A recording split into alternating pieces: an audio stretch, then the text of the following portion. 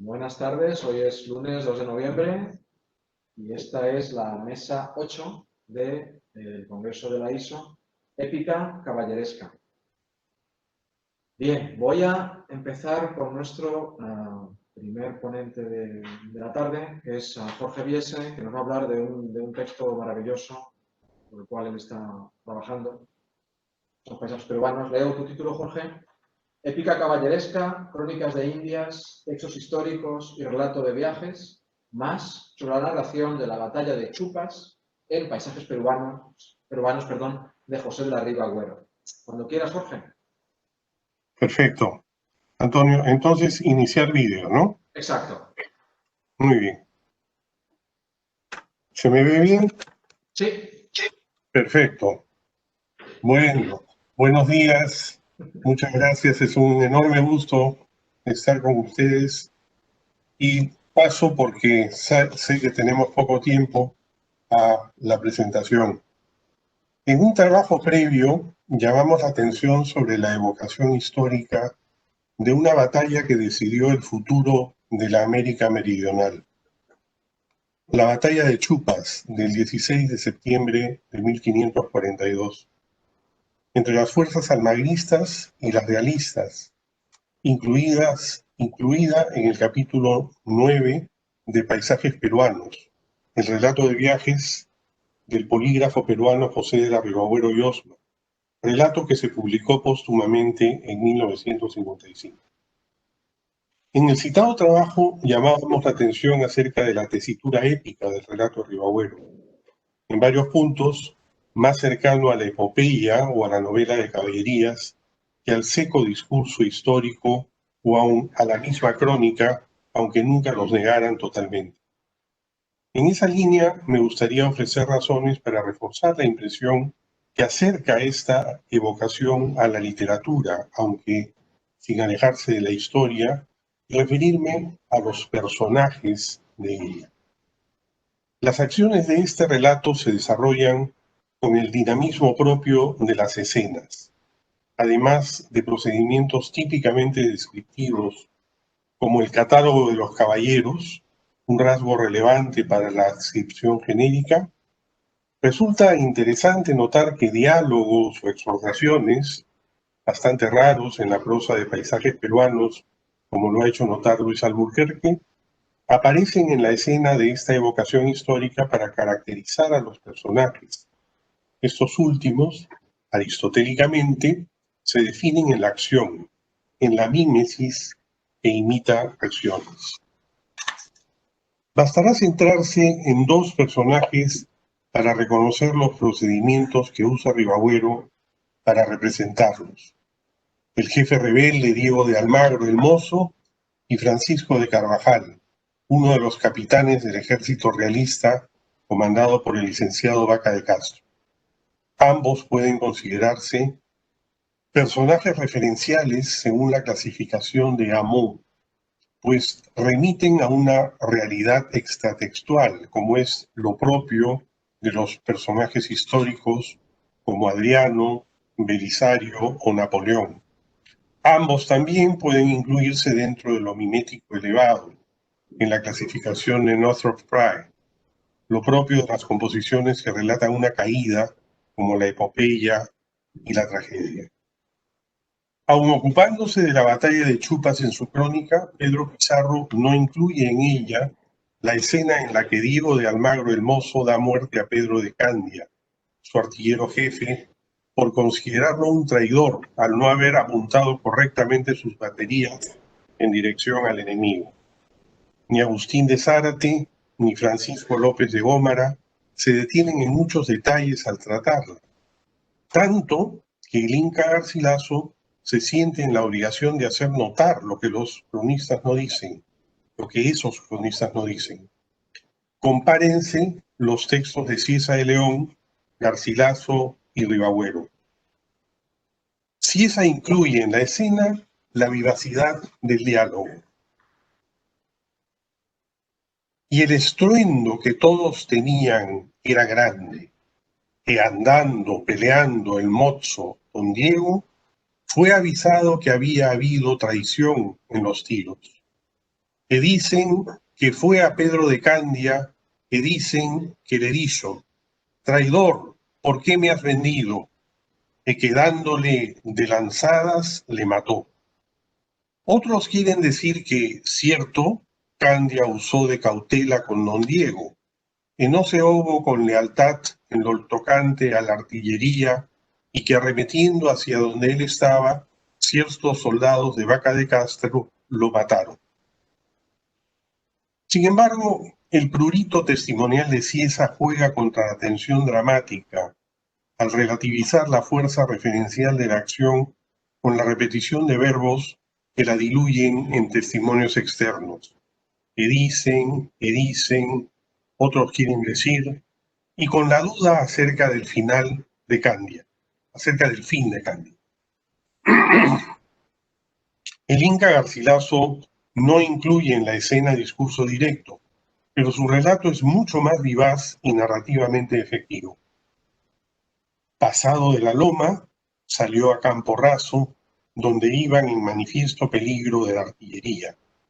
Mas Pedro de Candia, que era capitán de ella, tiraba por alto, de manera que ningún daño les hacía, lo cual, visto por don Diego, arremetió con él y a lanzadas lo mató sobre la misma artillería, y saltando del caballo abajo, con el enojo y rabia que su capitán le hacía, subió de pie sobre una de las piezas, sobre la boca del cañón, y con el peso del cuerpo la valló de punto, y mandó pegarle fuego, estando él encima, y metió la pelota y lo abrió desde la vanguardia hasta la retaguardia. No existen dudas, acerca del personaje y sus acciones. Don Diego ve la acción de Candia, corre a él, lo mata a lanzadas, se monta sobre el cañón, rectifica el punto, ordena disparar y la bala que sale de esa arma mata o deja lisiados a soldados enemigos desde la vanguardia hasta la retaguardia. Apenas una brevísima digresión reflexiva informa del enojo y la rabia que le producía la traición de Candia y cómo estas pasiones inflamaban sus acciones. Es pura acción y acción efectiva, aristotélica, que lo define como personaje de gran ánimo, ejemplo también de mímesis elevada, un airado Aquiles en las alturas andinas. Ribagüero, en un ejercicio de síntesis, combina el discurso directo de Cieza con la dinámica narración del Inca Garcilaso. Rompió sus fuegos la artillería de Candia, mas por impericia o traición los tiros no daban en el blanco, yendo muy por arriba, mientras los arcabuceros de Francisco de Carvajal, traspuestas las lomas, avanzaban por terreno raso. Indignado el joven Almagro y convencido de la felonía de Candia, corrió hacia él gritándole: traidor, ¿por qué me has vendido? Y lo cosió a lanzadas, dejándolo expirante sobre las vistas piezas. Subióse luego de pies en una culebrina e inclinándola con el peso del cuerpo, rectificó el punto. Salió el tiro y rompió los escuadrones de infantería de Vaca, destroncando cabezas y brazos y matando 17 hombres. Mi impresión es que en el texto de Ribagüero la causalidad narrativa está más clara y a la vez no decae el dinamismo. La secuencia de asesinato de Candia es notable.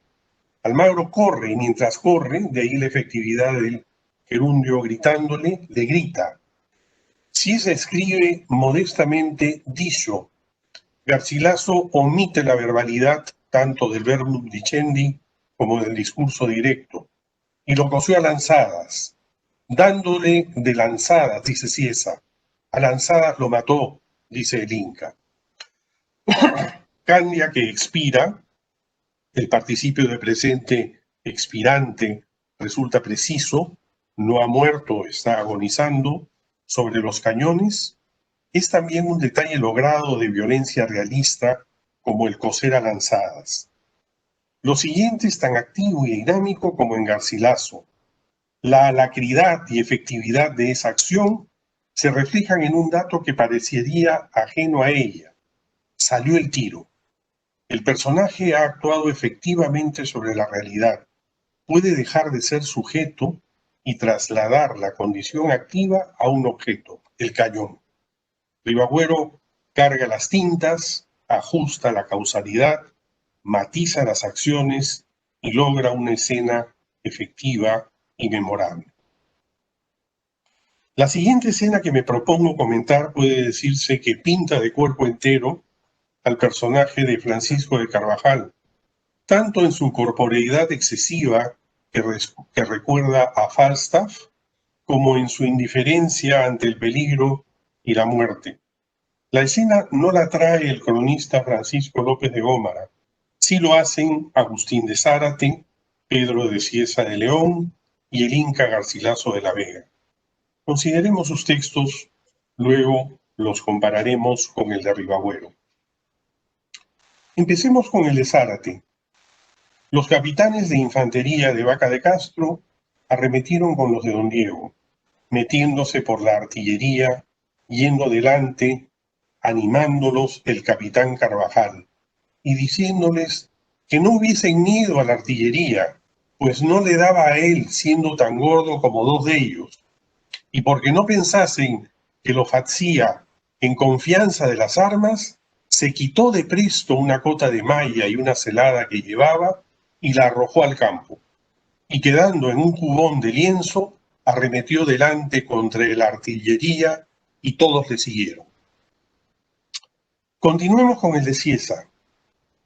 En esto ya los unos y los otros disparaban los arcabuces y Francisco de Carvajal decía: «Buenos caballeros, adelante, adelante, andad sin pavor, que no le tengáis en nada los arcabuces, que miradme a mí, cuán grueso soy, que voy delante, sin tenerles ningún miedo».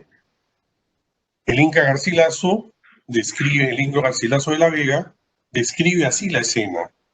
Francisco de Carvajal se dio por vencedor con la relación de Pero Suárez, y como triunfando de la ignorancia de los enemigos, se quitó una cota de malla y una celada que llevaba y la arrojó en el suelo, diciendo a los suyos que no hubiesen miedo a la artillería, pues no le daba a él, siendo tan gordo como dos de ellos.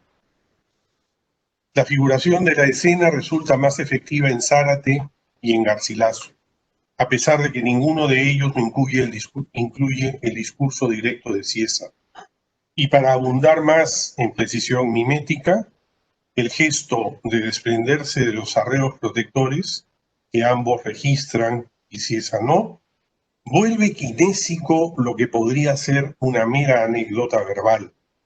Resulta aún más efectivo Garcilaso, pues la acción de quitarse la cota y la celada coincide con la exhortación y el donaire de la autoburla.